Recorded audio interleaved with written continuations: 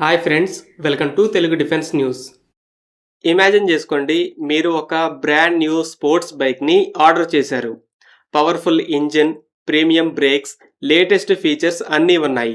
Finally delivery day వచ్చింది.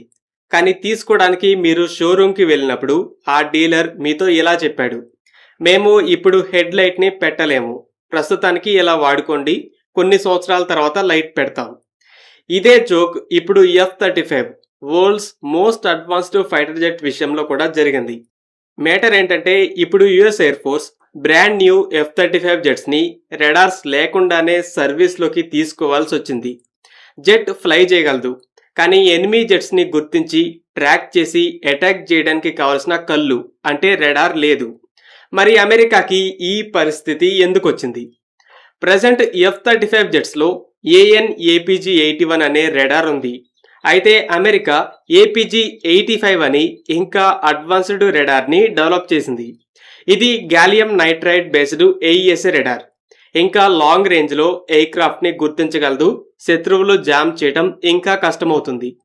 Lockheed Martin కొత్తగా manufacture చేసే ఈ F-35 స్నోస్ని కొత్త రెడార్ని ఫిట్ చేసేలా మోడిఫై చేసింది. ఇలా కొన్ని జెట్స్ని ఆల్రెడీ తయారు చేసింది కూడా. కానీ ఆ కొత్త రెడార్ ప్రోగ్రామ్ లేట్ అయింది. 2028లో మాత్రమే డెలివరీ అవుతాయి. సో అమెరికాకి రెండు ఆప్షన్స్ ఉన్నాయి.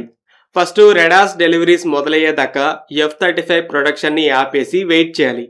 సెకండ్, రెడార్స్ లేకపోయినా ప్రొడక్షన్ని ఆపకుండా తీసుకోవాలి. ఫ్యాక్టరీలో ప్రొడక్షన్ని ఆపితే తిరిగి మొదలు పెట్టడం అనేది పెద్ద తలనొప్పి. సో అమెరికా సెకండ్ ఆప్షన్ని ఎంచుకుంది. అయితే ఈ రెడార్ డిలే అనేది స్టోరీలో ఒక పార్ట్ మాత్రమే. ఇంకో పార్ట్ చైనా. హై ఎండ్ ఎలక్ట్రానిక్స్లో రేర్ ఎర్త్ మినరల్స్ అనేవి ఉంటాయి. చైనా గ్లోబల్ గ్యాలియం ప్రొడక్షన్ని డామినేట్ చేస్తుంది. అమెరికా కూడా దీనికోసం చైనా మీదే ఎక్కువగా ఆధారపడుతుంది. అయితే ట్రంప్ టారిఫ్స్ అని చైనాని బాగా గెలికాడు. దానికి రివెంజ్గా చైనా ఏం చేసిందంటే, ఈ గ్యాలియం లాంటి రేర్ ఎర్త్ మినరల్స్ని ఎక్స్పోర్ట్ చేయడంలో రెస్ట్రిక్షన్స్ని పెట్టింది. సో అమెరికన్ రెడార్ ప్రొడక్షన్ని గట్టిగా కొట్టింది. ఈ సప్లై చైన్ ఇష్యూస్ స్టార్ట్ అవడానికి ముందు ఇంతకుముందు వాడిన కొన్ని రెడార్స్ని స్టాక్లో పెట్టుకున్నా కూడా వాటిని ఫిట్ చేయడం కుదరదు.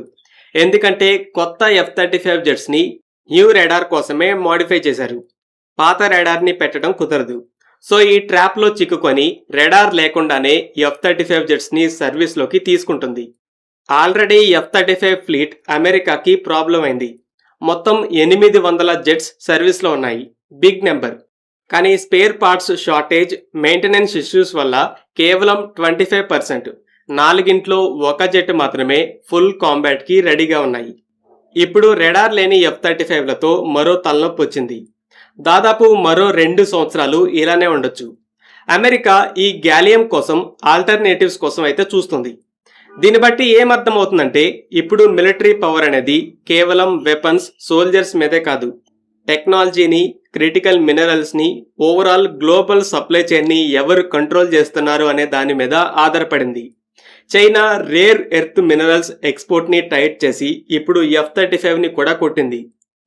ఫ్రెండ్స్, ఈ వీడియో మీకు నచ్చినట్టయితే లైక్ చేయండి. అలాగే మరిన్ని డిఫెన్స్ అప్డేట్స్ కోసం మన ఛానల్ని సబ్స్క్రైబ్ చేసుకోండి.